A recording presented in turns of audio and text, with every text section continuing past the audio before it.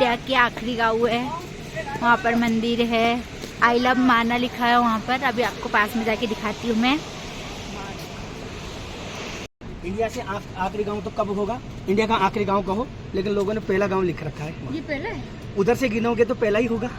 हाँ, अच्छा, वहाँ से नेपाल बॉर्डर से, हाँ नेपाल बॉर्डर से गिरोगे तो प्रथम गांव ही भारत का होगा ना।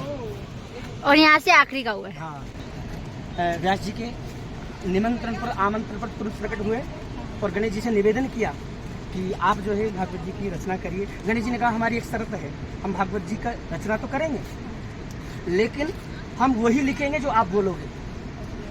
इसलिए व्यास जी जो बोलते थे ना, वो 100 श्लोकों के बाद 99 श्लोकों के बाद में 100वां श्लोक इतना कठिन लिख देते थे कि गणेश जी को सोचने का समय बहुत लग जाता था। तब तक तो व्यास जी अपने सारे कार्य जो दिनचर्या के हैं वो करके आ जाते थे। इसीलिए गणेश जी ने व्यास जी के निवेदन पर, क्योंकि भागवत जी तो व्यास जी की ही रचना है लेकिन लिखा जो है गणपति जी महाराज ने है अक्षय तृतीया पर, और 4 श्लोक भागवत जी के लिखे हैं व्यास जी ने। अहमेवा समेवाग्रे नान्यदि परम पश्चादम यदि तस्यो वशिष्ठेय तो स्वयं।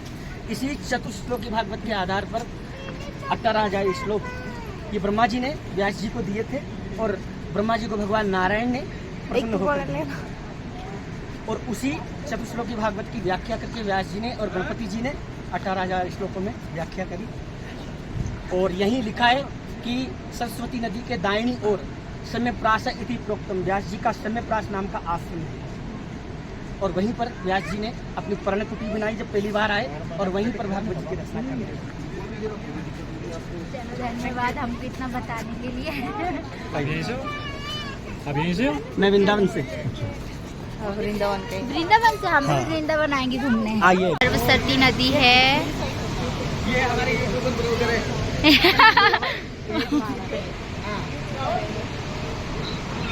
राधे राधे गुरु जी, राधे राधे।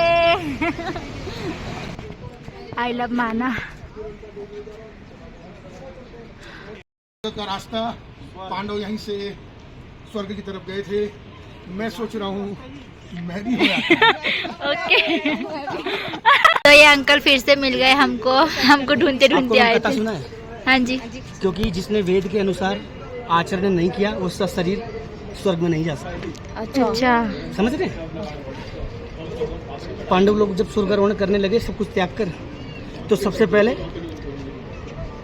पहले गिरे अर्जुन।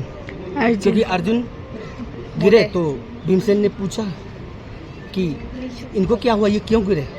बोले इनको अपने गांडीव पर अभिमान हो गया था, शरीर नहीं जा सकते। थोड़ी देर बाद में नकुल और सहदेव गिर गए नीचे, तो भीमसेन ने युधिष्ठिर जी महाराज से पूछा कि अब इनको क्या हुआ, इन्होंने तो धर्म के अनुसार आचरण किया।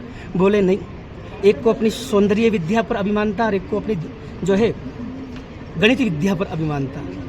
थोड़ी देर बाद में जो द्रौपदी माता है वो भी गिर गई।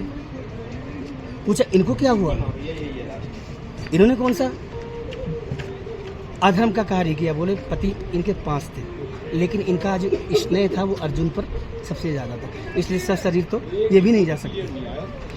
धर्मराज युधिष्ठिर जी चल रहे हैं परीक्षा लेने के लिए, साक्षात कुत्ते के रूप में जो है यमराज आ गए धर्मराज जी की परीक्षा लेने के लिए।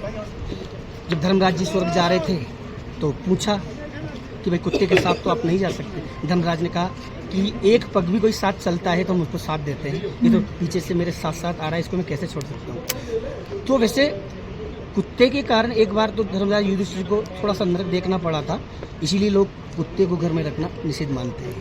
अच्छा,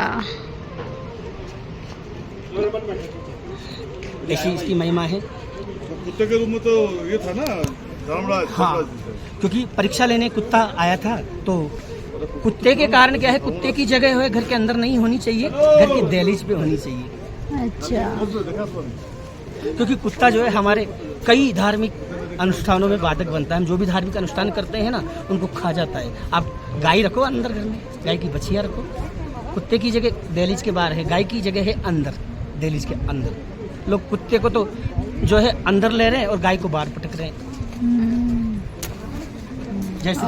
जय श्री कृष्णा। ये मेरा फ्यूचर का घर है। हाँ, ये भी तो नहीं बात, इतने बड़े मकान झाड़ू पोछा कौन करेगा? बनाऊंगी गरम काम कौन करेगा एक और बनाते जा रहा अच्छा वाले रख लेंगे। हाँ आजकल की क्या सब करते हैं ना काम करने से। ये मेरा फाइनली घर बन गई फाइनली घर बन गया इनका। देख सकते हैं आप छोटा मोटा सा झाड़ू पोछा नहीं लगाना पड़ेगा मेरे को